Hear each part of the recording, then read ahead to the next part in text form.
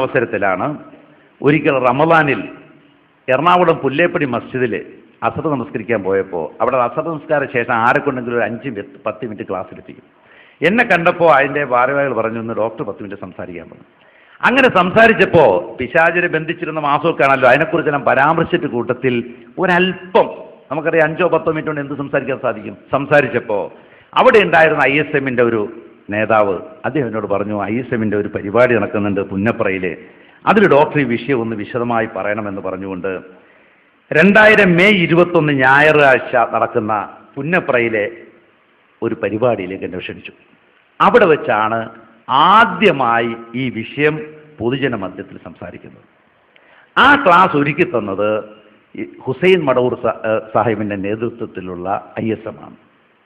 KNM ഔദ്യോഗികമായിട്ട് ഇതുവരെ ഒരു പരിപാടി എനിക്ക് വേണ്ടിയിട്ട് അറേഞ്ച് ചെയ്ത് തന്നിട്ടില്ല. ഈ ISM ആണ് ആദ്യമായി വിഷയം പറയുവാനായിട്ട് എനിക്ക് അവസരം നൽകിയത്. ആ ക്ലാസ് 11 മുതൽ 12:30 വരെ ആയിരുന്നു. അതിനുശേഷം നടന്ന ക്ലാസ് CM മൗലവിയുടേതായിരുന്നു. അതിനുശേഷം നടന്നത് CP ഉമർ സുല്ലമിയുടേതായിരുന്നു. ഇവരെല്ലാം സദസ്സിലുണ്ട്.